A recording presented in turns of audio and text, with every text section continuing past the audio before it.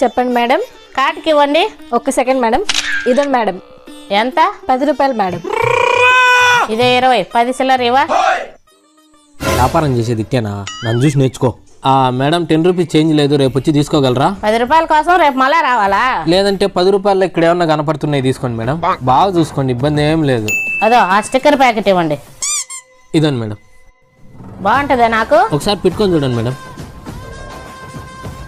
అబ్బా, కడప రెడ్డమ్మ మాదిరి ఉండరు మేడం. పొగిడినవా తిట్టినవా? పొగిడాను మేడం. ఎంత? 20 రూపీస్ మేడం. అబ్బా, నాకు కావాల్సింది 10 రూపాయలది కదా.